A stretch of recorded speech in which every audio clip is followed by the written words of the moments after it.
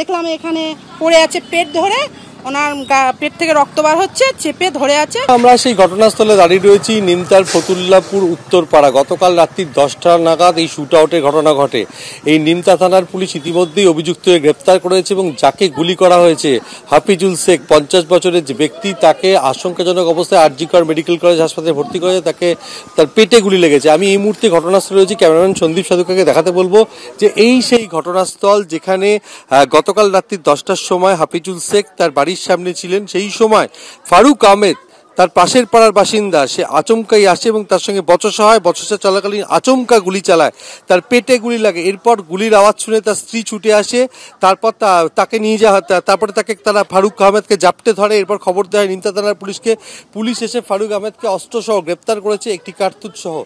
কথা বলে নেব প্রতিবেশীদের সঙ্গে। কি হয়েছিল কাল? আমরা রাত্রি একটু হাঁটি খাওয়া দাওয়ার পরে, এবার খাওয়া দাওয়ার পরে হাঁটছি, সবাই দৌড়াচ্ছে। এখন বলছি কি হয়েছে কি হয়েছে, একটা আওয়াজ মতন পেলাম, তা খেলা হচ্ছে, বাজি ফাটছে, আমি জানি ওই রকম। তা বলছি না, গুলির আওয়াজ, গুলি করেছে। এবার সবাই আসছে, আমি এসে দেখলাম এখানে পড়ে আছে পেট ধরে, ওনার পেট থেকে রক্ত বার হচ্ছে, চেপে ধরে আছে। তারপরে ওনার বউ ছিল, ওনার বড় ভাইয়ের ছেলে ছিল।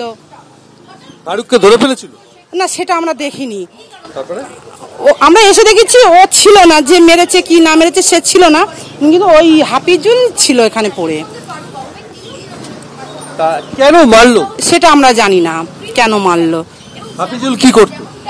ও ওনার মাছের ব্যবসা আর এই দোকান। আর ফারুকের গ্রিলের ব্যবসা, গ্রিলের কারখানা। কোনো গন্ডগোল ছিল? না, সেটা আমরা জানি না, কেন গন্ডগোল ছিল কি না ছিল জানি না।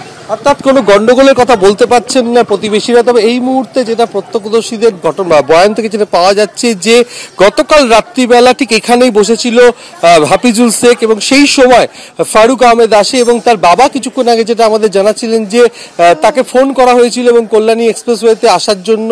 সেই কল্যাণী এক্সপ্রেসওয়েতে সে তখন আসতে চায়নি, সেখানে 5-6 জন তার জন্য অপেক্ষা করছিল।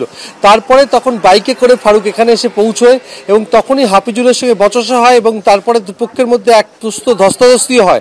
তারপরেই আচমকা তার পেটে গুলি চালানো হয়, তার পেটে গুলি লাগে, রক্তাক্ত অবস্থায় মাটিতে লুটিয়ে পড়ে হাফিজুল শেখ। এরপর তার স্ত্রী গুলির আওয়াজ শুনে ছুটে আসে। তখনই ফারুক আহমেদ অর্থাৎ যে গুলি চালিয়েছিল পাশের বাড়ির বাসিন্দা, তাকে জাপটে ধরে এবং অন্যান্য বাসিন্দারা ছুটে আসে এবং তাকে আটকে রাখে। খবর পেয়ে নিমতা থানার পুলিশ আসে।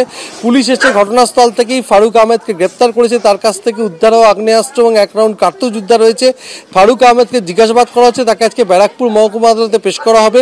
ঠিক কি কারণে হামলা এখনো পর্যন্ত পুলিশের কাছে স্পষ্ট নয়। তবে পুরনো বিবাদের যে একটা গন্ডগোল চলছিল এবং সেই গন্ডগোল থেকে বচসা চলাকালীনই আচমকা গুলি চালানো হয়েছে।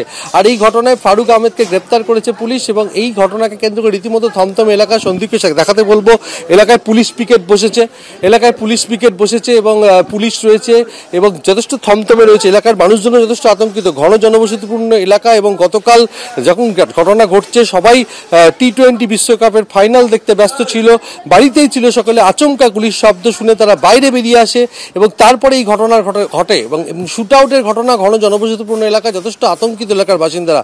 অভিযুক্তকে গ্রেপ্তার করেছে পুলিশ, কিন্তু কি কারণে হামলা তার উত্তর জানার চেষ্টা করছে তদন্তকারীরা।